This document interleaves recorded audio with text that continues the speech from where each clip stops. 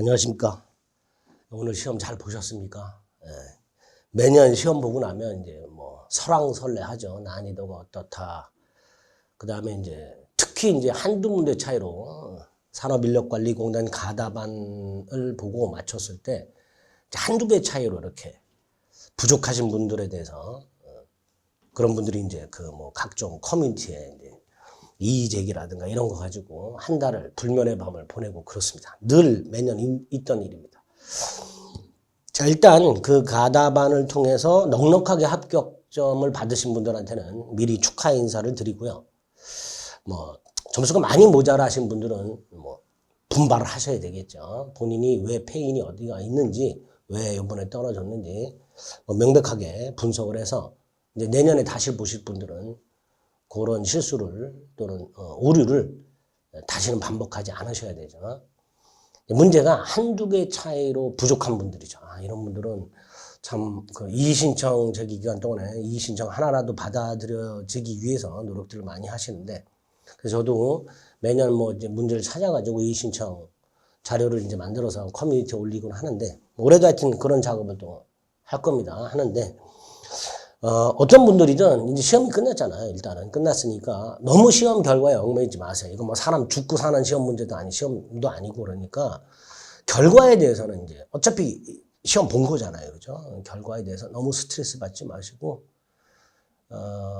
특히 이제 한두 문제로 떨어진 것 같다는 느낌이 든 분들이나 열심히 했는데 정말 점수가 턱도 없이 모자라서 내가 방법론적으로 좀 잘못했나? 1년간 노력이 너무 허무하다라고 생각하시는 분들은 하루 이틀 정도 소주 완샷 하시고 쓰러지셔서 주무시다가 다음날부터 풀풀 털고 일어나시는 그런 강한 멘탈을 좀 가지셔야 됩니다. 결과에 너무 연연하시지 말라는 걸 미리 말씀드리겠습니다. 두 번째, 올해 민법 문제는 일단 뭐 일반적인 거 흔히 8 곱하기 5의 법칙이 있죠. 정답이 1번 8개, 2번 8개, 3번 8개, 4번 8개, 5번 8개. 그죠? 각 문항이 8개씩 답이 들어있습니다. 민법 역시 마찬가지입니다. 1번 8개, 2번 8개 이런 식으로 나왔어요. 매년 그렇습니다. 두 번째, 그 각 파트별로 문항수가 전형적으로 나오는 딱 그 문항수대로 나왔습니다. 민법 총칙 10문제, 물권법 14문제, 계약법 10문제, 민사특별법 6문제. 그리고 물권법에서 총론의 4문제, 강론의 10문제, 계약법 총론 4문제, 강론 6문제, 민사특별법 6문제 이렇게 나왔어요. 근데 이제 약간 독특한 게 계약법 강론에서 매매가 4문제가 나왔고요. 민사특별법에서는 부동산 실거주자 명의등기에 관한 법률이 2문제가 나왔습니다. 여기 약간 좀 평상시 출제 비율보다 조금 틀어진 형태였죠. 세 번째로 박스형 문제가 예년보다 조금 많이 나왔습니다. 박스형 문제는 실제로 지문 5개 있는 것보다 조금 더 쉬워요. 답을 고르기가. 특히 박스형 문제는 그 안에 지문이 보통 3개 정도밖에 안 들어가요. 올해도 박스형 12문제 중에서 지문 3개 들어가 있는 게 다하고 4개가 들은 게 하나가 있었어요. 그러니까 지문 5개에서 골라라라는 문제보다는 시간이 조금 단축이 됩니다. 또 박스 중에서 한두 개만 알아도 답을 고를 수 있게끔 아래 그 선택지가 배치되는 경우가 왕왕 있어요.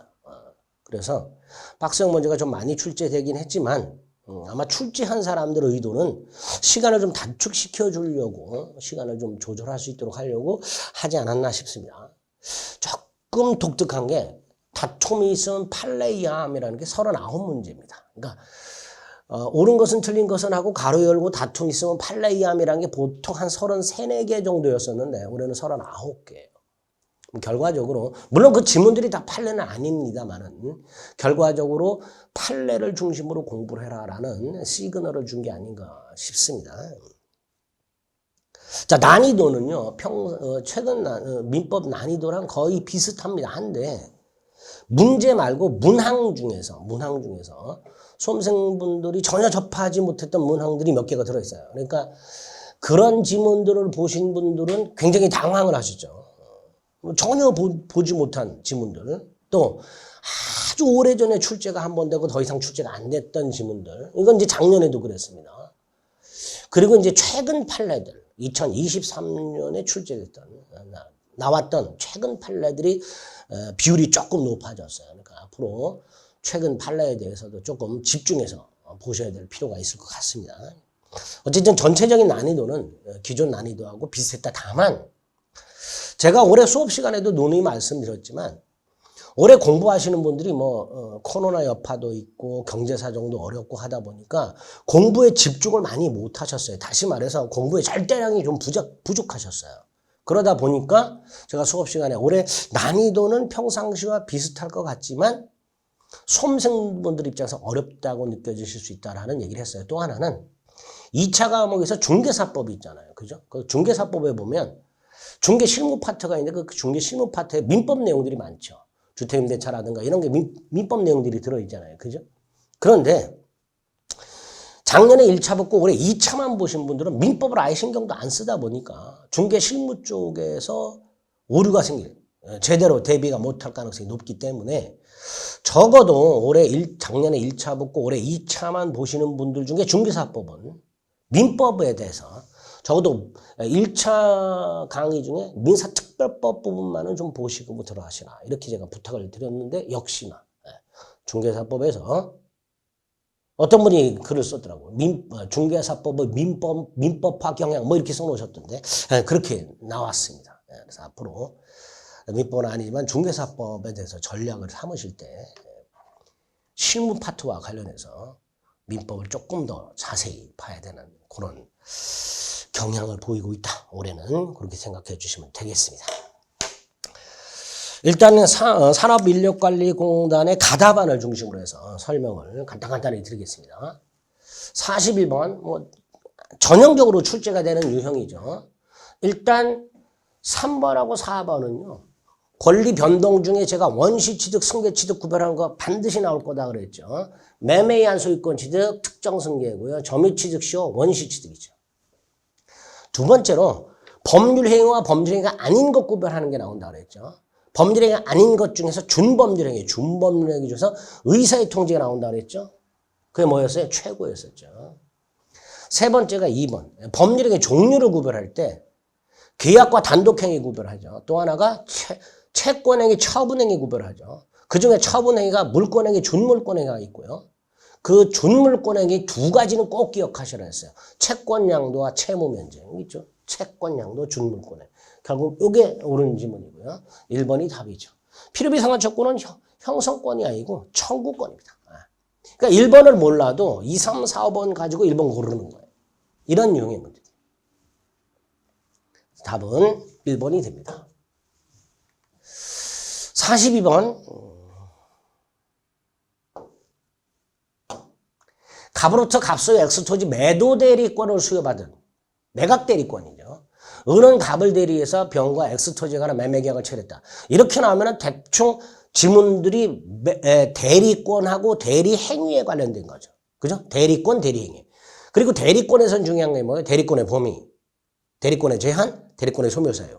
대리행위에서는 현명한 경우, 하지 않은 경우, 대리행위 하자, 대리인의 능력, 이런 것들이 핵심이죠. 1번 계약 체결 대리권 속에는 수령권한이 있죠. 2번 병의 채무 불응했을 때 의리 계약을 해지할 수는 없죠. 계약 체결 대리권 속에는 해제권이 없다 그랬어요. 자, 계약 해제로에는 원상 회복도 계약 당사자인 갑과 병이 부담해야죠. 병이 계약을 해제합니다. 왜? 갑의 채무 불이행이 있겠죠. 그럼 책임 누가 져야 돼요? 갑이 져야 되죠. 그러니까 병은 너에게 채무 불이행 책임을 물을 수가 없습니다. 즉 대리 행위를 통한 모든 계약상 권리와 의무 및 부수역 효과는 전부 본인에게 귀속이 된다 그랬죠. 답은 5번이죠. 배임적 대리 행위, 대리권 남용이죠. 원칙적으로 본인에게 효력이 있대. 상대방이 배임적 대리 행위를 알았거나 알 수 있었을 경우에는 비진위 표시 규정을 유추 적용해서 본인에게는 효력이 미치지 아니한다. 대리권 남용 지문이죠. 5번 지문 같은 걸 딱 보는 순간 대리권 남용 지문 비진위 표시 규정이 적용된다 그랬지. 원칙적으로 본인에게 효력이 있는데 상대방이 배임적 대리 행위를 알았거나 알 수 있었다면 비진위 표시 규정 107조라는 단서를 유추해요. 본인에게 효력이 미치지 않는다. 딱 이렇게 되겠죠. 여기까지 41번, 42번 무난하죠. 43번 불공정한 범죄행위 나오면 아주 쉽게 나온다 그랬어요. 1번 답이 딱 나왔죠. 불공정한 범죄행위는 무효행위 추인은 적용이 안 되지만 전환은 적용된다 그랬죠. 1번의 답이 딱 나왔죠. 명확한 답이잖아. 아까 41번 같은 경우는 1번이 명확하진 않잖아요. 우리 피리비 상환청권인데 청구권인지 형사권인지 모르잖아요. 우리 그런 거 수업 시간에 별로 본 적이 없잖아. 근데 2번, 3번, 4번, 5번 가지고 풀어야 되는데 사실 제 관점에서는 암기만 하면 되는 건데 이거 굉장히 안 해오세요. 그래서 굉장히 어렵게 느껴졌을 거예요. 41번이. 굉장히 어렵게 느껴지셨을 거예요. 그죠? 시험 보시는 입장에서는 41번이 단순 암기 형태가 많이 나오는데 그걸 안 해오면은 41번부터 허걱한단 말이에요. 제가 수업 시간에 누누이 말씀드렸어요. 그러니까 민법 총칙 맨 앞에 나오는 권리 변동 파트하고 범죄행위 아닌 것과 범죄행위와 준범죄행위 구별하는 거하고 범죄행위 종류 구별하는 거 이거는 좀 암기를 해달라고 말씀을 드렸었는데 사실 뭐 여지 없죠. 근데 어쨌든 1번이 답인데 못 고르니까 이제 2, 3, 4, 5번까지 보게 될 거예요. 다만 43번 같은 건 명확하게 이건 꼭 이거 외우는 것도 아니고요. 불공정한 행위는 무행위 전화 법리가 적용된다는 했으니까 1번 딱 찍고 넘어가는 거죠. 시간 전략 문제죠. 43번 같은 경우. 자, 이번은 경락대금이잖아요. 그럼 경매잖아요. 불공정한 행위 안 된다 그랬죠. 자, 현장 불균형은 무효잖아요. 전부가 원칙이죠. 그 불균형한 부분의 하나여가 아니고 전부 무효가 원칙이죠. 궁박은 본인 기준 하죠. 경솔무경험은 대인 기준 한다 그랬잖아요. 이게 틀려져. 궁박은 본인 기준. 5번 계약의 피해 당사자가 급박한 공궁에 있었다. 상대방의 폭행에 악의가 없다. 그럼 불공정한 행위는 성립하지 않잖아요. 그죠? 간단하잖아요. 불공정한 행위는. 그래서 불공정한 행위의 문제가 이렇게 나온다 그랬고요. 나오면 무조건 맞춰야 되는데요. 요건, 효과, 적용 범위. 딱 세 덩어리. 답은 1번이 되겠죠. 44번 복대리. 복대리는 대리인이 자신의 이름으로 사니만 본인의 대리인이고 대리인은 행위능력 제한을 요하지 않죠. 117조. 본인에서 대리인과 동일한 권리 의무가 있죠. 조문. 법정 대리인은 그 책임을 선임할 수 있죠. 5번 대리인이 대리권 소멸로 선임한 복대리인의 행위에 대해서도 표현들이 성립할 수 있다 그랬죠. 다 뭐 4번이죠. 자, 여기서 대리인의 능력에 따라서 사업의 성공 여부가 결정되는 사항은 뭐가 있었어요? 아파트 분양 대행. 대리인의 개인적 능력에 따라서 성패가 좌우되는 행위. 그죠?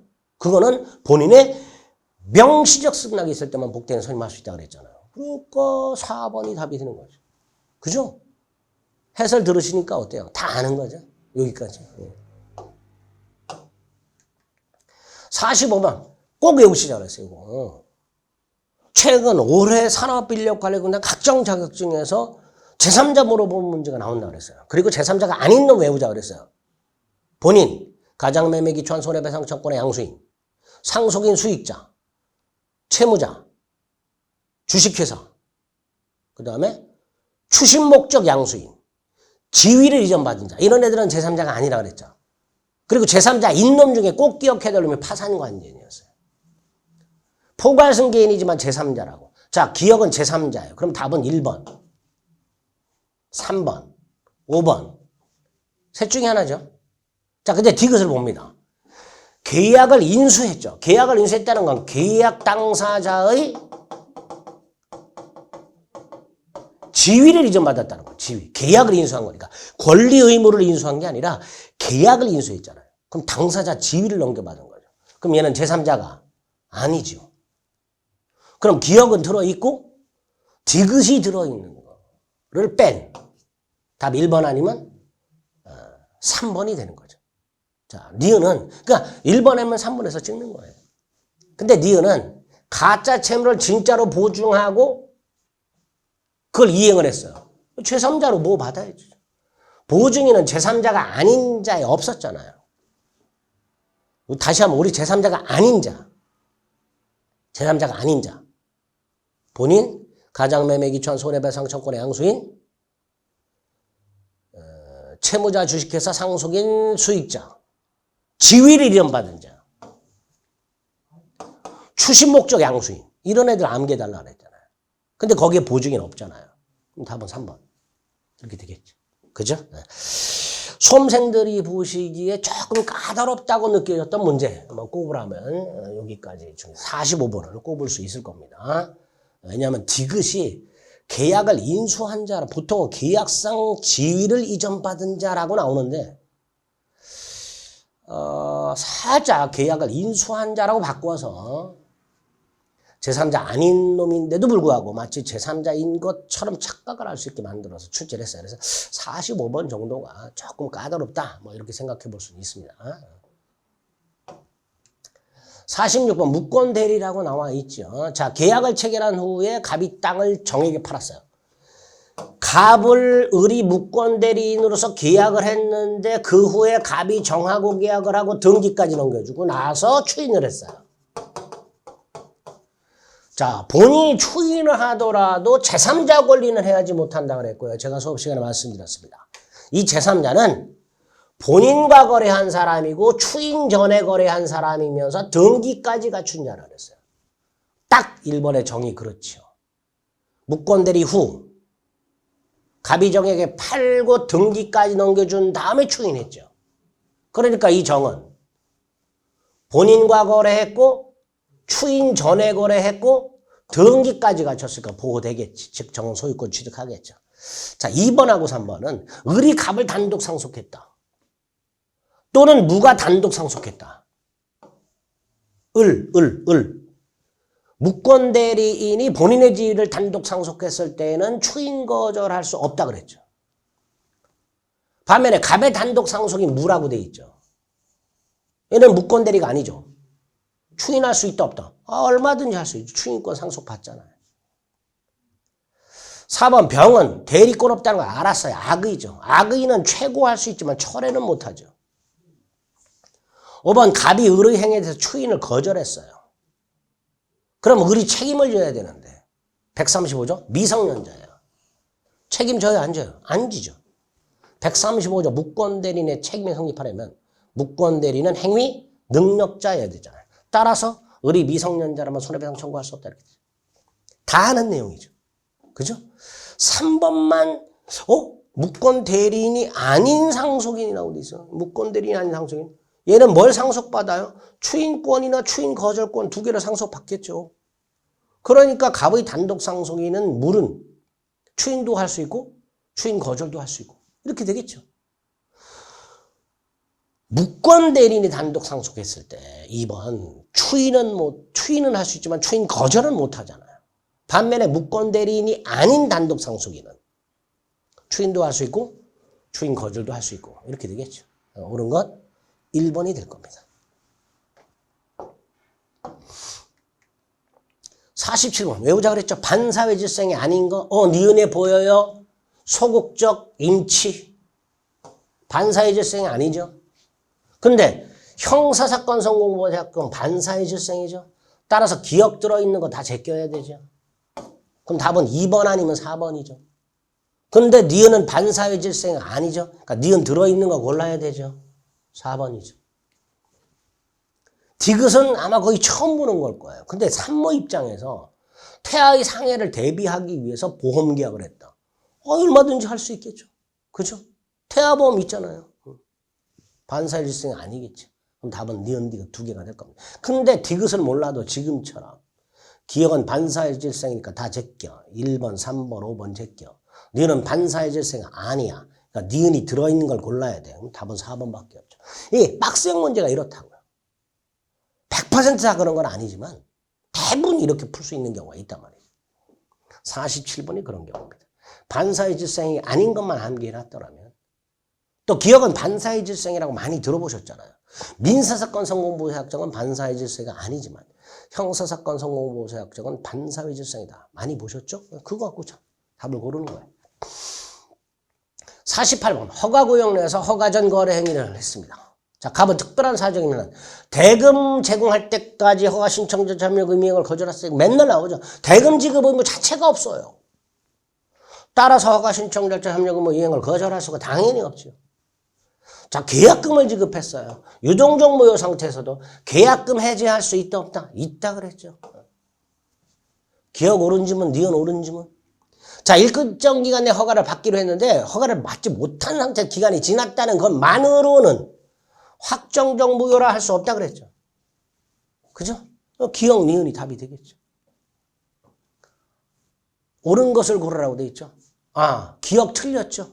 자, 니은 옳죠. 자, 기억 틀렸어요. 옳은 것 고르라고 돼 있습니다. 기억 틀렸어요. 그럼 기억 들어있는 거 제껴. 니은은 옳은 거죠. 그럼 답은 2번 아니면 4번이죠. 확률이 줄어들잖아요. 이거는. 그죠? 디귿을 몰랐다. 그럼 답은 2번 아니면 4번에서 고르는 거잖아요. 디귿을 몰랐을 때. 아까 앞에처럼 답이 딱 떨어지는 경우도 있겠지만 어쨌든 확률을 줄이잖아요. 아, 확률을 높이잖아. 맞출 수 있는 확률을. 1, 4, 5번 제끼고 2번 아니면 4번 딱 고를 수 있잖아요. 그죠? 그리고 디귿은 모든 교과서에 아마 있을 거예요. 일정 기간 내 허가를 받기로 했지만 허가를 받지 못한 상태에서 기간이 지났다. 그럼 당사자는 어때요? 야, 허가받는 기간 한 달 뒤로 미루자. 얼마든지 할 수 있죠. 그러니까 허가를 받지 못한 채 기간이 지났다는 사정만으로 확정적 무효가 되는 건 아니죠. 답은 2번이 될 겁니다. 판례입니다. 49번 부관. 뭐 조문이죠. 다. 불법 조건이 붙어있다. 조건만 무효가 아니라 법률이 전체가 무효다. 자, 2번 제가 뭐라 했어요? 입증 책임 나오면 붙어 존재 암기하라 그랬죠. 붙어 존재. 그죠? 해당 붙어 존재 성취됐슈. 기억나세요? 아, 붙어 존재는 외웠는데 그게 여기 써먹는 거를 기억 못했는데요. 그러지 마시고 붙어 존재. 그래서 옳은 지문이죠. 근데 틀린 거 고르라고 돼 있잖아요. 그럼 1번 찍는 거지 뭐. 2번 몰라도 1번 찍는 거잖아요. 올해 문제 중에 대단히 기본적이고 쉬운 지문이 1번으로 답이 나온 것들이 꽤 된단 말이에요. 아마 시간, 박스형 문제 많은 것도 그렇고 시간 때문에 아마 이렇게 출제하지 않았나 싶어요. 3번 기한은 채무자이익을 위한 거라고 추정하죠. 채무자 추정. 4번 기성조건, 해제권 무효. 자, 종기죠. 기한이 도래하면 그때부터 효력을 잃지요. 시기 도래하면 도래한 때부터 효력이 생기고 종기 도래하면 도래한 때부터 효력을 잃지요. 답은 1번. 49번. 수험생분들 여기 조금 어려웠을 거예요. 그런데 기억은 보세요. 무효행위 추인이죠. 당연히 무효원인이 소멸해야 되고 본인이 무효임을 알고 추인해야 효력이 있죠. 139조에 뭐라고 돼 있어요? 무효인 법률행위는 추인하도록 효력이 없다. 암기하자 그랬어요. 다만 당사자가 모임을 알고 추인하면 새로운 행위로 본다. 장래효였었죠. 기억이죠. 옳은 지문이죠. 그럼 답은 이거 제껴 1번, 3번, 5번 중에 하나죠. 자, 니은 무권리자의 처분이라고 돼 있죠. 그거를 권리자가 추인하죠. 이거 뭘 유추한다 그랬어요? 무권대리 추인 유추한다 그랬죠. 무효행위 추인이 아니라 무권대리 추인을 유추한다 그랬죠. 그죠? 따라서 소급해서 권리자에게 효력이 생기죠. 니은 옳은 지문이죠. 그죠? 옳은 것 고르라고 했는데 기억 옳은 지문이고 니은 옳은 지문이잖아요. 그럼 기억도 옳은 지문이고 니은도 옳은 지문이니까 기억, 니은 다 들어있는 거 5번밖에 없죠. 그죠? 디귿 몰라도 돼요. 양도 금지 특약에 위반해서 무효인 채권 양도 계약이죠. 무효인 채권 양도 계약이에요. 그러니까 139조하고 똑같은 거예요. 그죠? 그 무효인 채권 양도 계약에 대한 채무자의 승낙, 추인이라고 보면 되겠죠. 무효행위 추인이라고 보면 되겠죠. 그럼 장래효죠. 승낙 시부터 발생한다. 그죠? 답은 근데 디귿은 최근에 다른 자격증에서 한번 출제가 됐던 지문입니다. 요거는 우리 시험에서는 처음 출제된 지문이라고 보시면 돼. 다만 응용을 해서 푸실 수는 있는데 시험장에서는 생각이 안 날 거예요. 응용도 안 될 것이고. 그럼 결과적으로 50번은 기억, 니은 이 두 개 가지고 답을 고르는 거예요. 옳은 것 고르라고 되어 있는데 기억도 옳고 니은도 옳으니까 기억, 니은 다 들어있는 거 5번 딱 찍는 거예요. 디귿을 몰라서 틀렸는데요 하시면 안 돼요. 기역, 니은은 알고 계셨어야 되는 거예요. 수업 시간에 여러 번 한 거니까. 그쵸? 근데 어쨌든 요 45번 하고요. 요 50번도 조금 수험생 입장에서는 까다롭게 느끼셨던 문제라고 볼 수 있습니다. 51번 점유자와 회복자와의 관계. 점유권에서 출제가 유력한 제일 중요한 파트가 요거죠. 자, 점유물이 점유자의 귀책 사유로 멸실됐어요. 선의 타주 전손해배상이죠. 네, 틀렸죠. 악의 점유자는 통상 필요비 청구할 수 있다. 수업 시간에 누누이 강조했죠. 2번이 답이죠. 과실을 수취하는 선의 점유자는 통상 필요비 청구를 못하는데 악의 점유자는 과실을 수취할 수 없으니 통상 필요비 청구할 수 있다고 그랬죠. 2번이 답이죠. 답 2번 고르면 되죠. 유익비가 상환기간 허여죠. 이행지체로 인해서 계약이 해제됐다. 자, 선의 점유자. 과실 취득권이 인정되니까 계약이 해제되면요. 원상회복 의무가 생기고요. 선악을 묻지 않고 전부 반환이잖아요. 즉 계약이 무효 취소되었을 때는 점유자와 회복자와의 관계가 적용이 되지만 계약이 해제됐을 때는 따로 있잖아요. 원상회복 의무라는 게. 선악불문하고 전부 반환하라는 게 있잖아요. 그러니까 인정 안 된다는 게 되죠. 선의 점유자는 과실 수취할 수 있지만 단 폭력 또는 은비에 의한 점유자는 과실 수취 못한다고 그랬죠. 그죠? 4번 지문만 조금 까다로운 지문이라고 볼 수 있는데 나머지는 다 아는 거잖아요. 그죠? 그리고 다 아는 것에서 답이 나와 있잖아요. 2번. 그러니까 51번 같은 걸 틀리신 분들은 명확해야 될 1번, 2번, 3번, 5번 같은 것들에서 헷갈리신 거예요. 4번을 몰라서 틀린 게 아니라요. 다른 거를 확실하지 않아서 틀리신 거예요. 그쵸? 4번은 좀 까다로운 지문인데 4번 지문 때문에 틀리는 게 아니라고요. 기본이 되는 거에서 답을 고를 수 있다고 말씀을 여러 차례 드린 바가 있습니다. 답은 2번이 될 겁니다. 공동소유 중에서 독특하게도 올해 합유가 나왔는데 합유가 나오면 땡큐죠. 합의자 권리는 합의가 전부에 미치고요. 합의관계가 존속하는 동안 분할 청구 못하죠. 자, 요거는요. 2번 지문은 이의신청을 제가 좀 해볼까라고 생각하고 있는 겁니다. 왜냐하면 조문은 이렇게 되어 있어요. 근데 여기 전제가 있어요. 합의관계가 존속하는 한이에요.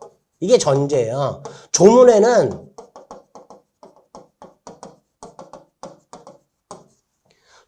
합의자는 합의물의 분할을 청구하지 못한다. 조문을 그대로 잘라서 출제하긴 했어요. 그러니까 조문을 갖다 들이대고 옳은 지문이라고 하면 이제 할 말은 없지만 합의관계가 종료가 되면 분할 청구할 수 있거든요. 왜? 합의관계가 종료가 어떨 때 돼요? 조합체의 해산이나 합의물의 양도가 되면 합의관계가 종료되잖아요. 그러면 분할할 수 있고 공유물 분할에 관한 규정을 적용하도록 돼 있단 말이에요. 그러니까 요 2번 지문은 요 전제가 없기 때문에 조문상으로는 옳은 지문이지만 해석상으로는 틀린 지문이다라고 우겨볼 수 있는 그런 지문 중에 하나가 됩니다. 그래서 뭐 되든 안 되든 그런 걸 정리해서 게시판에 인강드린 게시판에 올릴 테니까 이 신청 기간이 일주일 정도 되죠. 그 기간 동안에 한번 올리실 수 있도록 해보겠습니다. 3번 합의자 중 1이 사망해서 상속된다 안 된다 그랬어요. 합의자 상속. 3번 틀렸고요. 명확하게. 보존행위 각자 할 수 있죠. 공유물이나 합의물 보존행위. 전원동의 없이는 지분처분 못하죠. 지분처분 자유가 없습니다. 그래서 3번이 틀린 지문이긴 한데 2번이 조금 문제가 있다. 조문상으로는 옳은 지문이지만 해석상으로 틀린 지문으로 우겨볼 수 있다. 53번 소유권 이전등기 청권 등기 청권에 관한 문제라고 생각하시면 되죠. 등기 청권은 채권적인 게 있고 물권적인 게 있다고 그랬죠. 이거 구별하는 거 중요하다고 그랬어요. 1번 보세요. 교환, 계약이잖아요. 법률 행위로 인한 등기 청권은 채권적이잖아요. 1번 틀렸죠. 자, 2번하고 5번은 꼭 구별하시라고 했어요. 점유 취소 완성자 이전등기 청구권과 매매로 인한 이전등기 청권. 매매로 인한 이전등기 청권은 매도인의 동의나 승낙이 필요하죠. 반면에 점유취득 시효 완성을 이유로 하는 이전득이 청구는 시효 완성 당시 소유자의 동의나 승낙을 요하지 않죠. 그러니까 2번 통지만으로 대항력 생긴다라고 해야 되고요. 5번 통지만으로는 대항력이 생기지 않는다라고 해야 되죠. 그죠? 2번은 동의 승낙 필요 없으니까 통지만으로 대항력 생기고 5번은 통지만으로는 부족하고 동의 승낙이 필요하단 말이죠. 3번 매수인이 부동산을 점유하고 있어요. 소멸시효에 걸리지 않죠. 이게 답이죠. 점유하고 있는 동안 또는 점유하다가 점유를 승계시켜주는 승계시키는 경우 둘 다 소멸시효에 걸리지 않는다고 했으니까 명확하게 답은 3번이죠. 4번 점유 취소 완성으로 인한 등기 청구도 매수인의 이전 등기 청구과 마찬가지로 점유가 계속하는 한 소멸시효에 걸리지 않는다고 그랬죠. 답은 3번이죠. 어렵지 않죠? 답은 3번 얼마든지 골라낼 수 있는 겁니다. 2번, 5번을 헷갈리고 몰랐다 하더라도요. 옳은 것 고르라도 3번 고르셔야 되는 거예요. 54번 물권적 청구는 다 답이 딱 나왔어요. 저당권자. 반환 청구는 있어요, 없어요? 없잖아. 지역권하고 저당권자는 반환 청구는 없다 그랬잖아요. 답 1번 골라야죠. 그죠? 너무나 많이 보던 겁니다. 진정명 회복을 위한 이전득이 청구는 소유권의 기초한 방해 제거 청구이고요. 소유자는 소유권을 방해하는 자에 대해서 방해, 제거 청구할 수 있지만 방해, 제거, 비용을 청구할 수는 없죠. 214조에 방해, 제거를 청구할 수 있다고 돼 있지. 제거, 비용 청구는 없습니다. 미등기 무허가 건물을 샀어요. 소유권에 기초한 방해, 배제 청구는 행사할 수가 없습니다. 다만 여기도 요것도 약간 문제가 심각한 게 미등기 무허가 건물을 샀어. 그 상태에서 만약에 지가 등기를 하고 보존 등기를 예를 해서 미등기 무허가 건물을 사가지고 허가받고 보존 등기했어. 그러면 소유권에 기초한 방해 배제 청구를 행사할 수 있죠. 그러니까 요것도 요런 전제가 여기에 특별한 사정이 없는 한이라는 게 들어가 있으면 완벽하게 옳은 지문이겠지만 그 말이 없어서 요 4번도 약간 우겨볼 만한 그런 지문이다 이렇게 생각하시면 됩니다. 우겨볼 만한.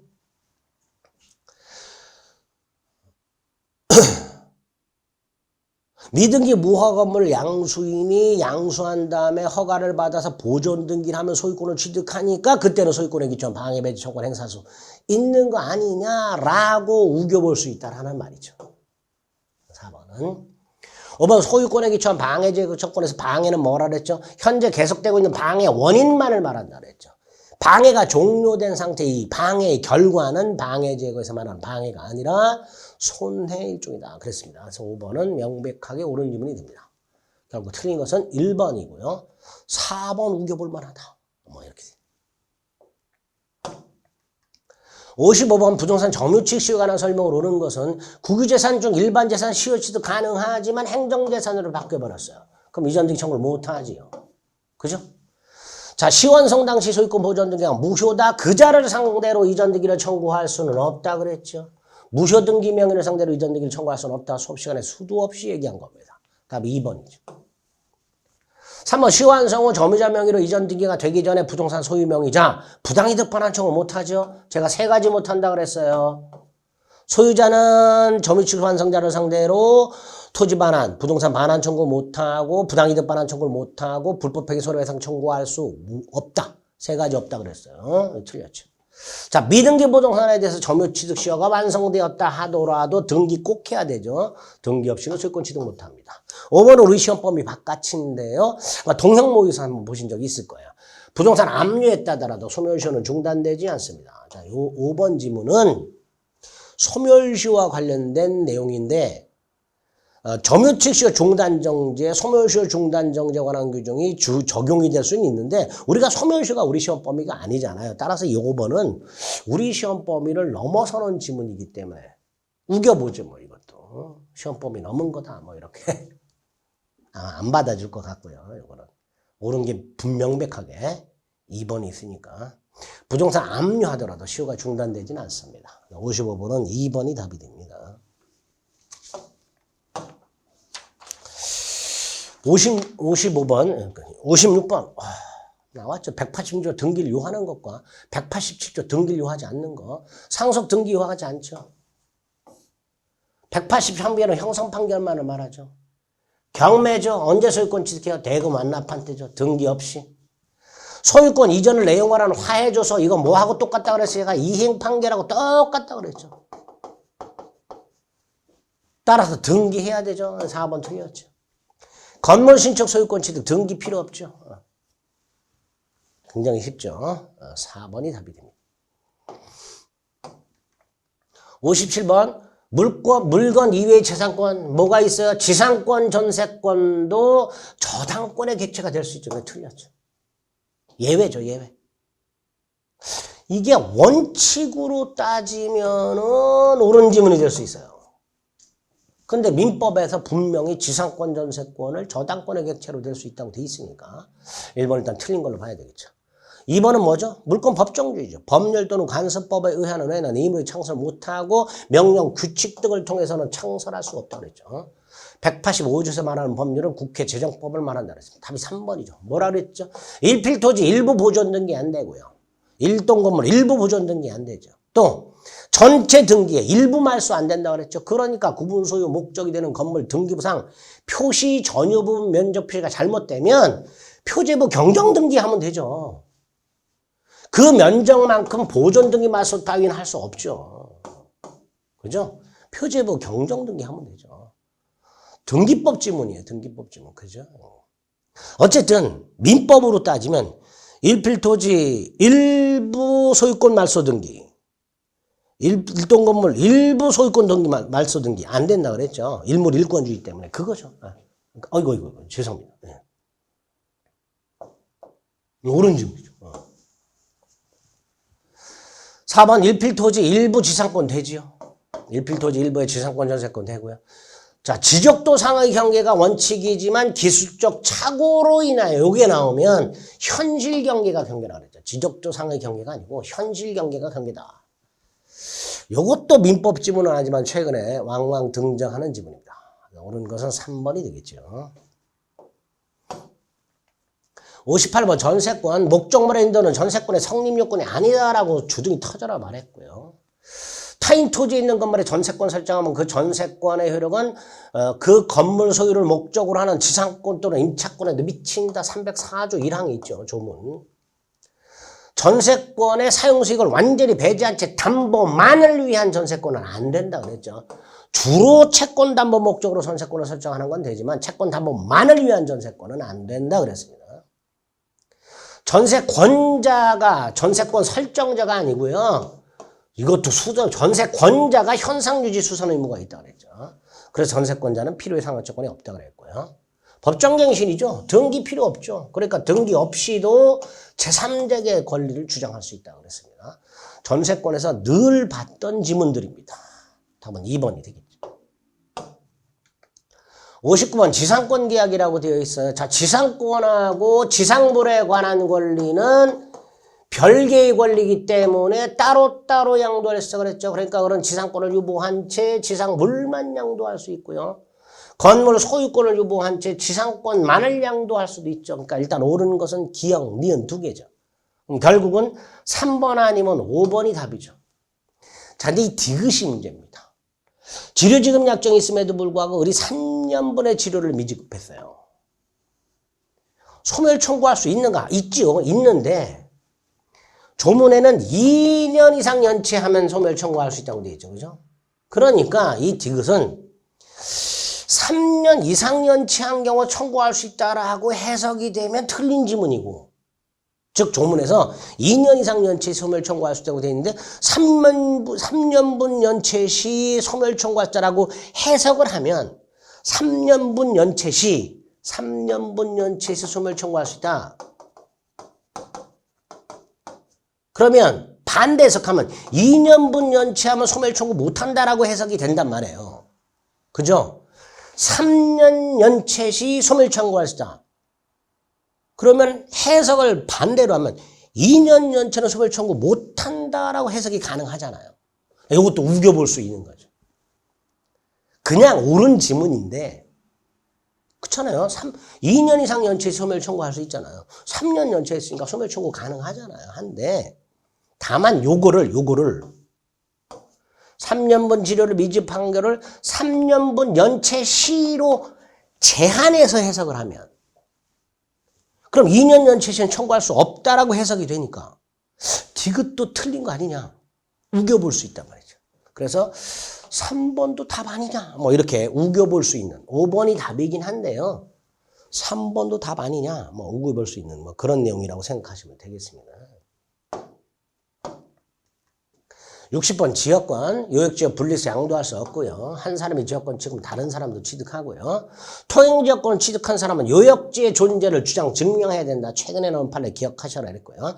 요역지의 명의신탁자나 요역지의 불법점유자는 통행지역권 취득할 수 없다라고 말씀드렸습니다. 4번이 틀렸고요. 계속되고 표현된 지역권 시효 취득 가능하죠. 뭐 간단하죠. 지역권. 61번 갑은을에게 1억 원을 빌려주면서 을소유 Y 건물의 저당권을 갖고 있습니다. 채권을 전부 변제했어요. 말소 등기 없이 소멸하죠. 자, 건물이 소실되고 보험금이 생깁니다. 물상대위 할 수 있죠.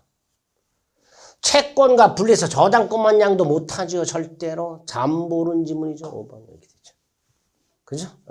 아주 쉽습니다. 61번에 5번. 오늘 박스 문제 중에 5번 답이 꽤 많았어요. 62번 근저당권 최고액의 이자는 산입되죠. 근저당권 실행은 포함 안 되지만 이자는 산입된다 그랬습니다. 채권 채무 확정자는 채무자 변경할 수 있지요. 근저당권자가 경매를 신청했죠. 신청 시에 채권이 확정되죠. 물상보증인은 최고액만 갚으면 된다 그랬죠. 따라서 최고액을 초과하는 부분의 채권액까지 변제할 의무 없습니다. 틀렸죠. 원래 물상보증은 변제 의무 자체가 없는 거예요. 물상보증은 채무자가 아니니까. 존속기간이 있다. 기간 만료하면 확정. 이게 원칙이죠. 틀린 거 4번. 근저당권 문제가 아주 쉽게 나왔습니다. 63번 유치권 경매권이 있죠. 아이고야 2번 보세요. 유치권 배제책이 유효하다라고 기본이잖아. 2번이 답이죠.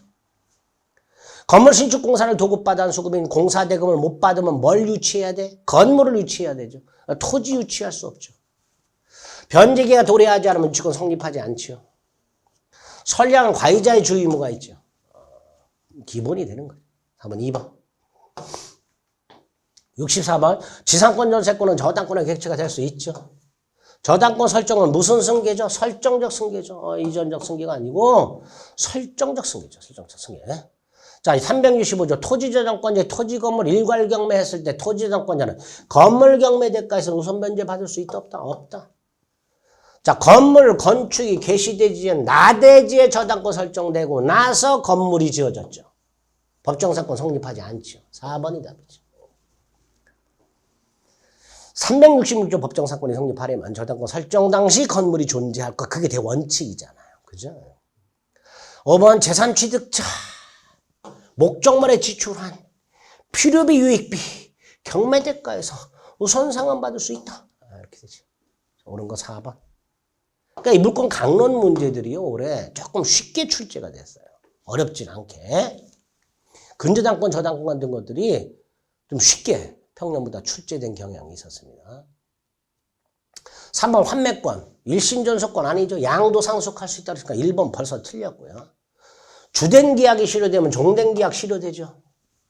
환매기간 절대 연장 못한다 그랬고요. 환매특약은 부기등기한다 그랬죠.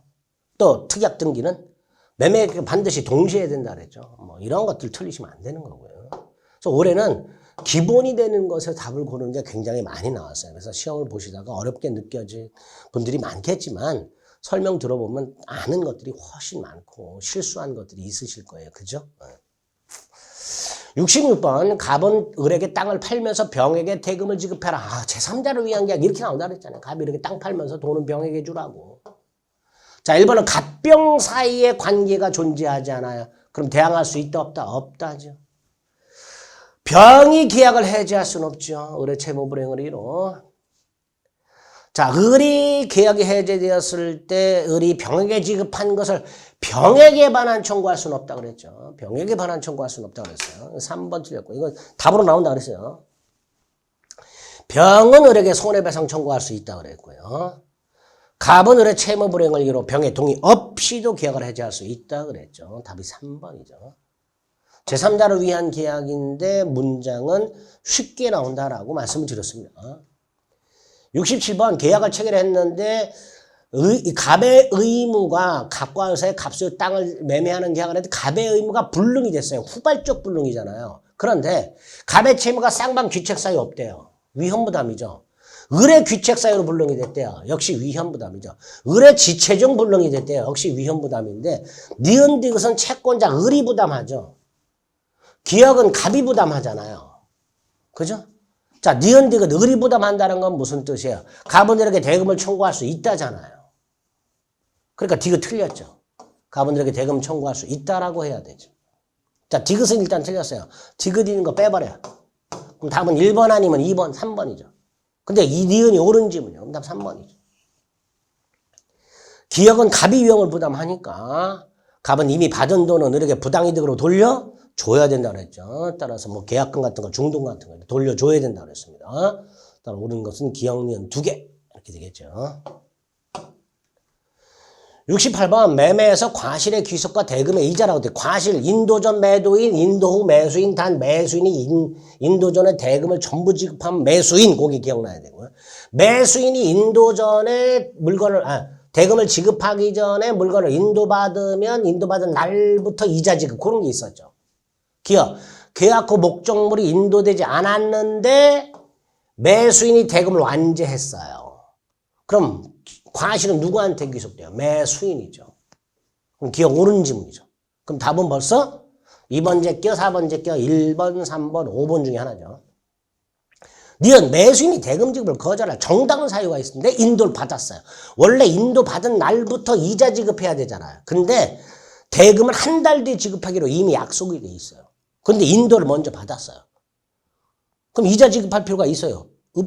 있어요, 없어요? 없잖아요. 그러니까 이자 지급 의무가 없다. 옳은 지문이 되겠죠. 기억, 니은이 옳은 거니까 답은 또 5번 이렇게 되겠죠. 그죠? 기억, 니은이 옳은 지문이니까 답은 또 5번이 될 겁니다. 자, 계약이 취소됐어요. 계약이 무효 취소되었을 때 점유자와 회복자와의 관계가 적용된다 그랬죠. 선의점유자가 과실취권 인정이 돼요. 따라서 선의매도인도 마찬가지로 지급받은 대금의 이자를 반환할 의무가 없다라고 해석을 하는 거예요. 선의점유자인 매수인에게 과실취권이 인정이 되니까 공평하게 선의매도인도 받은 돈의 이자, 과실 돌려줄 필요가 없다. 이렇게 되는 거죠. 둘 다. 얘는 돈을 점유하고 있지만 이것도 과실이 생기잖아요. 얘는 물건을 점유하고 있기 때문에 그 물건의 과실취권이 인정이 되는데 얘는 물건이 아니라 돈을 점유하고 있었잖아요. 근데 그 돈도 과실이 생기잖아, 이자. 그러니까 대법원에 의하면 선의점유자인 매수인의 과실이 수치니까 반환할 필요가 없으니 똑같이 공평의 원칙상 선의매도인도 대금의 과실인 이자 돌려줄 필요가 없다라고 해석을 하는 거죠. 근데 디귿이 어려워서 무슨 소리인지 잘 몰랐다 하더라도 이 두 개 갖고 보는 거죠. 기억, 니은 가지고. 68번 일방계약이라고 되어 있고 1번 여러 번 말씀드렸습니다. 본계약의 내용이 확정되어 있거나 확정될 수 있어야 된다고요. 2번 예약완결권 행사기간 제척기간이고 제척기간은 중단정지가 없다 그랬습니다. 따라서 예약완결권자가 목적물을 인도받아 점유하고 있다 하더라도 제척기간 도과로 소멸한다 그랬죠. 2번 틀렸고요. 행사기간을 약정했다면 그 기간 내 행사해야 되고요. 예약 성립 후에 일시적으로 분양이 금지됐다가 다시 허용됐으니 예약완결권 행사하면 되죠. 5번 무슨 소리인지 몰라요. 이런 거 몰라요. 우리 올해 시험 지문에서 제일 황당한 지문입니다. 예약완결 행사 의사표시를 담은 소장 부분 송달로서 완결권을 행사할 수 있는가? 있겠지. 그 행사가 이후하려면 소장 부분이 제척기간 내에 송달돼야 되겠지. 그냥 이 소송과 관련된 거예요. 예약완결권은 예약완결권 행사 기간 내에 상대방한테 도달해야 될 거 아니에요. 그게 소송으로 제기된 거예요. 예약완결권 행사하겠다라는 의사표시를 담은 소장이 법원에 제출이 됐고 그 복사본이 상대방에 도달을 했단 말이에요. 그러니까 그 도달은 언제 도달해야 돼? 기간 내에 도달돼야 되겠죠. 그런 의미입니다. 5번은. 틀린 것은 몇 번이에요? 2번이 틀렸으니까 5번에서 머뭇거리시면 안 되는 거예요.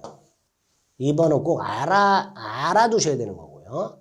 결국 이 문제는요. 5번을 물어보는 문제가 아니라 2번을 알고 있느냐를 물어보는 문제입니다.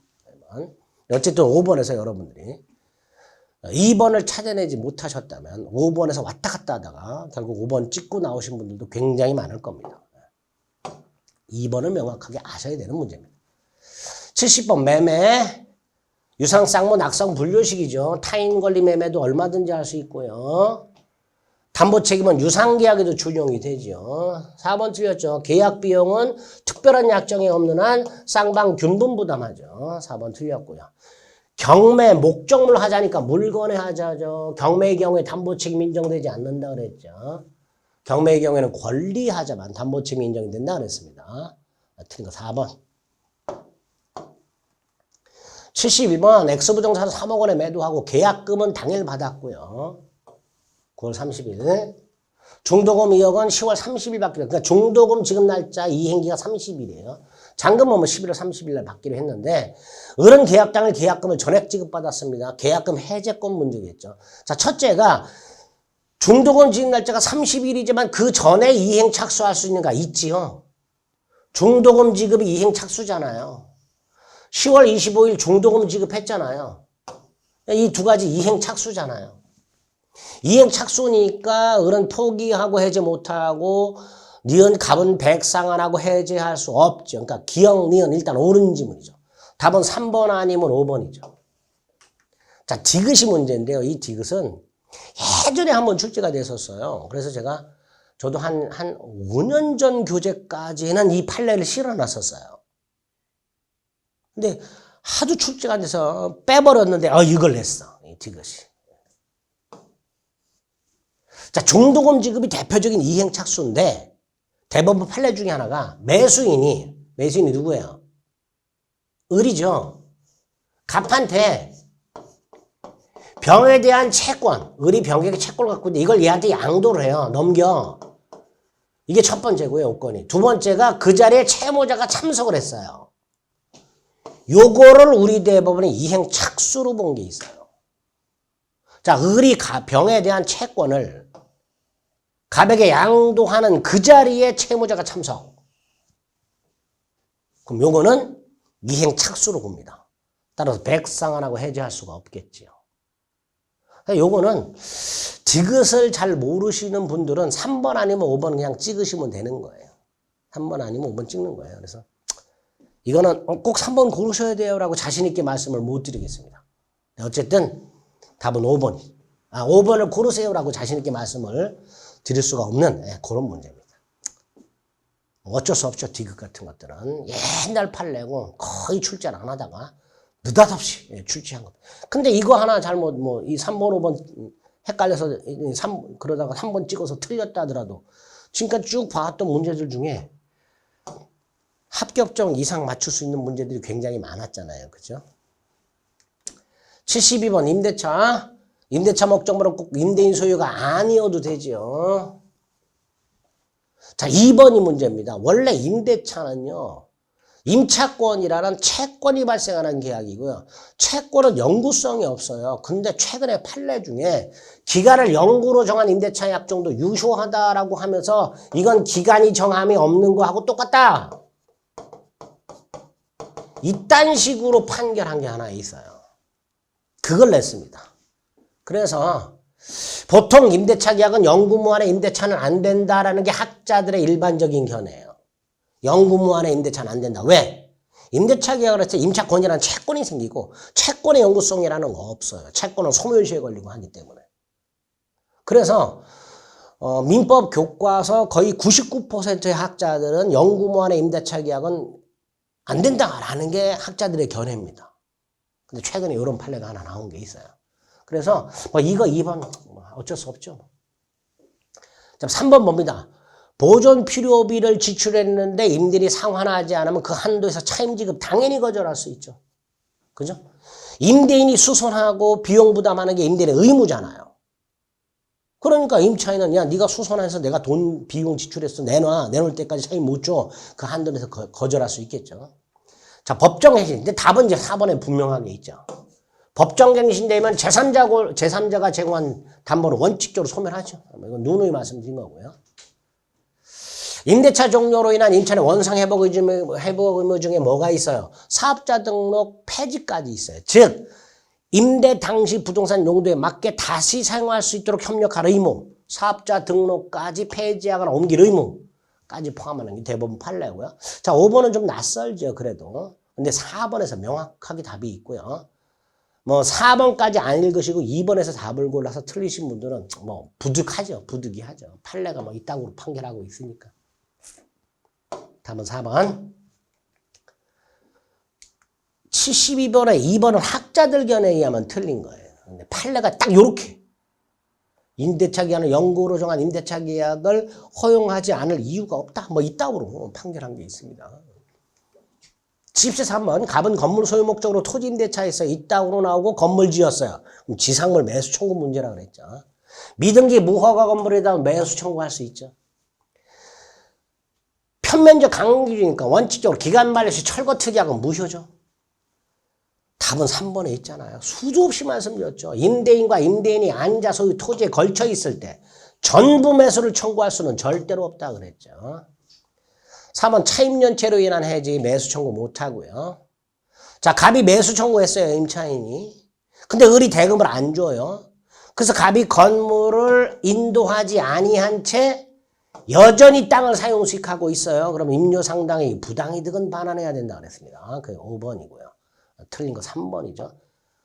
대단히 중요한 판례라고 수도 없이 말씀드렸던 판례입니다. 법정해제, 채무 불이행을 이유로 한 해제죠. 기억 많이 봤죠. 갑이 을의 계약 위반을 이유로 계약을 해제했어요. 그리고 나서 다시 을에게 이행을 청구해요. 그럼 을은 야, 네가 계약 해제했으니 계약은 소멸했잖아. 나 이행 못해. 거절할 수 있다라고 했습니다. 자, 니은은 낯선 지문이에요. 디귿도 낯선 지문입니다. 이 74번 문제가 두 개의 지문이 두 개씩이나 낯설어서 답 고르기가 조금 까다로웠던 그런 내용입니다. 일단 니은하고 디귿은 우리 시험범위 그렇죠. 디귿 같은 경우 우리 시험 범위 바깥이라고 생각하시면 되죠. 과실상계 자체가 우리 시험 범위가 아니니까. 일단 옳은 건 기억이에요. 그러니까 1번, 3번, 5번 중에 답이 있는 거야. 근데 봤더니 3번에 디귿 있고 5번에 니은까지 있잖아요. 그죠? 니은을 알아야 되는 거죠. 결국은. 계약 해제로 인한 원상회복, 선악불문 전부 만환이죠.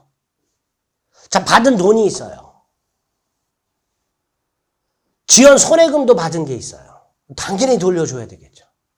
받은 돈뿐만 아니라 깡그리 반환해야 되니까 지연 손해금까지 받은 것도 다 반환을 해줘야 되는 거예요. 지연 손해금이 뭐예요? 연체이자 미리 받아둔 거예요. 돌려줘야 되겠죠. 계약이 해제됐으니까. 그래서 니은은 상식 갖고 풀면은 옳은 거라고 파악되고 답이 5번 고를 수가 있는데 아마 실전에서는 그런 생각은 잘 안 들겠죠. 그죠? 그래서 니 74번은 틀려도 되는 거다라고 생각하시면 됩니다. 과실상계. 누누이 말씀드렸지만 원상회복 의무는 과실의 잘잘못을 떠나서 선악불문하고 일단 전부 반환한다 그랬죠. 그러니까 과실상계는 원상회복 의무는 적용되지 않는다 이렇게 되는 거예요. 디귿은 계약해제, 채무불이행을 이유로 하는 계약해제의 원상회복은 선악불문하고 전부 돌려주는 거고 과실은 어디에서 고려하느냐? 손해배상에서 고려하는 거예요. 원상회복에선 고려하지 않고 손해배상에서 고려하기 때문에 디귿도 옳은 지문이 되는데 어쨌든 니은하고 디귿은 좀 낯선 지문이고 특히 디귿은 우리 시험범위 바깥의 지문이기 때문에 뭐 74번은 틀리더라도 뭐 어쩔 수 없는 그런 문제다라고 생각하시면 됩니다. 답은 5번이고요. 75번 집합건물 공용부분 취득 시 안 된다 그랬고요. 공용부분은 용도에 따라 사용수익한다 그랬고요. 공용보관한 물건의 특실 변경 등기를 요하지 않는다 그랬고요. 전유부분과 대지사용권 분리처분 금지가 되는 게 원칙이고요. 따라서 강제경매 절차에서 전유부분과 분리해서 처분될 수가 없는 게 원칙이죠. 4번 하셨다면 5번을 답을 고르셨어야 되는 거죠. 76번 가등기 담보 등의 법률의 적용 요건 누누이 말씀드렸죠. 소비대차 채권, 준소비대차 채권이 있어야 되고 대물변제 예약이 있어야 되고 예약 당시 목적물의 가액이 원리금의 합을 초과해야 되는데 다른 담보권자가 있으면 가액에서 그 선순위 권리자의 채권을 뺀 나머지가 원리금을 초과해야 된다 그랬고요. 채권자의 이름으로 반드시 가등기나 소유권 등기가 돼 있어야 된다 그랬어요. 근데 1번은 등기가 안 돼 있으니까 아예 적용이 안 될 것이고요. 2번은 소비대차 채무가 아닌 매매대금 채무니까 적용이 안 될 것이고요. 5번은 그림 등기 불가하니까 안 될 것이죠. 3번 아니면 4번이겠죠. 3번 돈 빌려줬어요. 소비대차 채무. 2억 상당 부동산입니다. 아 이게 더 커요. 예약을 했어요. 가등기까지 했어요. 그럼 당연히 오고겠지요. 4번은 3억을 빌려줬어요. 4억짜리 부동산인데 2억 선순위 권리자가 있어요. 그럼 이 목적물의 가액은 4억에서 2억을 뺀 2억이잖아요. 빌려준 게 더 크잖아요. 그러니까 당연히 가등기담보법 적용되지 않는다라고 하겠죠. 10년에 한 번쯤 이런 식으로 가등기담보법 적용 범위 일어나. 예전에 한번 딱 이렇게 출제가 된 적이 있습니다. 예전에 5번 같은 경우는 고려청자가 나왔었어요. 고려청자가. 그림으로 바꿨네요. 47번 명의상 약정과 그에 따른 등기 무효로 대항할 수 없는 제3자. 거의 처음 출제된 형태입니다. 우리 부동산 실거주자 명의등기에 관한 법률이 적용이 되면 명의상 약정 무효고 물권 변동 무효지만 선악불문하고 제3자에게 대항하지 못한다 그랬죠. 자, 그 제3자가 누구냐 말이에요. 일단 제3자라 하면요. 당사자 및 포괄 승계인은 제외해야 되잖아요. 그러니까 얘는 아닌 거예요. 그죠? 당사자 및 포괄 승계인을 제외해야 되니까 기억은 일단 아닌 거죠. 따라서 제3자에 해당하는 자를 고르라 그랬는데 기억 들어가 있는 건 일단 제껴야 되는 거예요. 자, 니은은 명의신탁된 부동산을 가압류했으니까 가압류 등기됐겠죠. 얘도 제3자가 되는 거예요. 얘는 되겠죠. 그죠? 부동산 가압류했으니까 명의신탁된 부동산에 가압류권자로 등기가 되어 있을 거 아닙니까? 보호가 되겠죠. 디귿은 우리 이런 판례 기억하세요? 갑을 명의신탁 약정. 무효. 근데 갑이 또다시 정하고 약정. 그래서 을이 갑 정에게 등기를 넘겨주도록. 이것도 무효라고 그랬죠. 그러니까 얘는 보호되는 자는 아니죠. 자, 기억 아니고 디귿 아닙니다. 그럼 디귿 들어있는 거 빼요. 하나 남았네. 기억도 아니고 디귿도 아니에요. 디귿 명의신탁자와 명의신탁된 부동산 소유권을 취득하기 위한 계약을 따로 맺고 등기 명의만을 수탁자로부터 경로받은 것 같은 외관을 갖춘 자 안 된다 그랬죠. 반면에 리얼 학교법원이 명의수탁자로서 기본재산에 관한 등기를 마쳤는데 그 기본재산 처분에 가서 허가권을 갖는 관할청. 얘는 아예 이해관계 자체가 없죠. 관할청은. 그렇죠? 이해관계가 제3자라고는 볼 수 있겠지만 이해관계 자체가 없잖아요. 허가만 한 건데 뭐. 그죠? 그 명의탁 부동산에 대한 뭔가 이해관계가 없잖아요. 법적인 이해관계가. 일단 기억하고 리을은 틀린 거잖아요. 기억 리을 들어있는 거 빼버리면 답은 1번밖에 안 남죠. 근데 조금 까다로웠습니다. 공인중개사 시험에서 거의 최초로 출제된 유형이라고 생각하시면 돼요. 78번 주택임대차보호법이라고 되어 있습니다. 보증금 2억에 월세 50만 원이고요. 기간을 1년으로 정했습니다. 그래서 2년으로 보겠죠. 보증금 지급하고 인도받고 주민등록하고 확정일자까지 받았습니다. 언제? 1월 1일. 그죠? 이게 1월 1일이 아니라 1월 5일이었는데 오타가 있네요. 1월 5일입니다. 2023년 1월 5일. 인도받고 주민등록했으니 6일 다음날 오전 0시에 대항력이 생기죠. 자, 경매가 23년 5월 9일 날 됐어요. 근데 배당 요구 안 했네요. 당연히 우선 변제 못 받죠. 임차인이 보증금 반환 청구 소송 확정 판결에 기초해서 경매를 신청한 경우나 임차권이 등기된 경우에는 배당 요구하지 않아도 되지만 그게 아니니까 제3자가 경매를 했으니까 당연히 배당 요구해야 우선 면제 받을 수 있겠죠. 을이 X주택을 병에게 팔았습니다. 병이 임대인지로 승계하지요. 특별한 사정 없는 한 병이 보증금 반환 의무를 승계하니까 을은 보증금 반환 의무를 면하겠지요. 2기 이상 차임 연체했으니 묵시적갱신은 인정되지 않고요. 묵시적갱신되면 기간은 2년으로 보죠. 틀린 거 2번이겠죠. 어렵지 않고요. 79번 상가 건물입니다. 그죠? 그때 서울 소재예요. 보증금 기준이 얼마죠? 9억이죠. 근데 이건 벌써 10억이에요. 초과임대차죠. 초과임대차라 하더라도 대항력 인정되고요. 갱신요구 인정되고요. 3기 연체 해지가 되고요. 권리금 회수 인정되고요. 폐업으로 인한 해지 인정되고요. 표준계약서 적용되죠. 그러니까 이 문제는 초과임차인인 을에게 상위법이 적용되는 게 뭐가 있느냐 고르라는 거예요. 일단 대항력 인정되겠죠. 그죠? 인도받고 사업자금을 마쳤으니까. 문제는 존속기간 적용 안 되죠. 1년 주장 안 되죠. 기간은 정함이 없는 거라고 돼 있으니까. 상위법이 적용되면 1년으로 보겠지만 초과임대차는 존속기간에 적용 안 되니까 그냥 기간에 정함이 없는 거죠. 기간에 정함이 없는 거니까 갱신요구도 안 되죠. 왜? 갱신요구는 기간 만료 전 6월부터 1월까지라고 그랬잖아요. 요 디귿 올해 출제될 가능성이 대단히 높다라고 누누이 말씀드렸습니다. 초과임대차의 경우에도 갱신요건은 인정이 되지만 기간을 정하지 않았다면 존속기간 자체가 적용이 안 되니 결과적으로 기간에 정함이 없는 임대차로서 갱신요건 행사 요건 자체를 만족시킬 수가 없지요. 따라서 을이 주장할 수 있는 거 꼴랑 하나 기억이 될 겁니다. 80번 갑은 변명상 법령상 제한을 회피할 목적 탈법 목적이죠. 배우자 을과니까 부실법이 적용되죠. 그럼 약정무효, 을등기무효고 대내외적으로 갑이 소유자죠. 따라서 갑은 을을 상대로 진정미용 획을 위한 이전등기 청구할 수 있죠. 2번이 문제죠. 을이 등기되어 있는 상태에서는 부당이득이 없죠. 왜? 갑이 소유자니까. 따라서 부당이득 반환을 원인으로는 이전등기를 청구할 수가 없다. 이렇게. 무효인 약정 해지를 원인으로는 뭐뭐 할 수 없다 그랬죠. 4번이 문제입니다. 을이 병에게 팔아먹었어요. 그럼 병은 선악불문하고 소유권을 취득해요. 이때 갑은 을에게 받은 돈 내나 부당이득 반환 청구.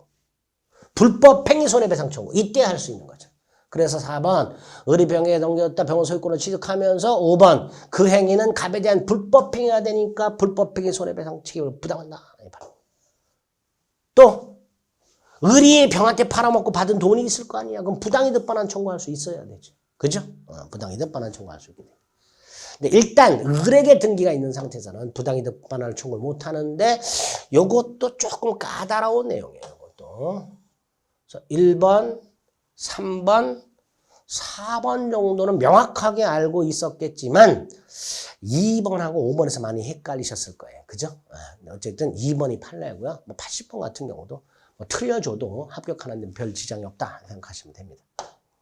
자, 간단하게 해설을 맞춰드렸고요. 중간중간에 해설하면서 말씀드렸던 내용 중에서 이 신청이 가능한 것들 일단은 우겨볼 만한 것들은 우겨봐야 되니까 정리해서 인강되는 게시판에 올려드릴 테니까 여러분들 그걸 카피하셔서 저는 시험을 안 봤기 때문에 제가 직접 이 신청을 할 수는 없고요. 여러분들이 그걸 복사하셔서 매년 한두 문제 정도는 제가 이 신청을 올려드렸어요. 받아들여지든 안 되든 해볼 수 있을 만한 건 해봐야 되니까 아시겠죠? 다만 처음에 말씀드렸듯이 너무 이거에 목매이지 마세요. 목숨 걸린 시험도 아니고요. 물론 1년 공부가 특히 한두 개 차이로 아까우신 분들은 1년 공부가 억울하시겠지만 그렇다 하더라도 일단 털어내셔야죠. 그죠? 너무 목매이시고 본인의 삶이 피폐해질 때까지 막 본인을 자학하고 그러지 마세요. 아시겠죠? 이미 시험은 끝난 거니까 그동안 노력했던 거에 대해서 보상 받으셔야 되잖아. 합격증으로 보상 받으시면 제일 좋겠지만 그렇지 않은 경우라 하더라도 좀 심신을 쉬시면서 회복하시는 계기를 좀 마련하시기를 부탁드리겠습니다. 자, 올해 해설은 이 정도로 마치도록 하겠습니다.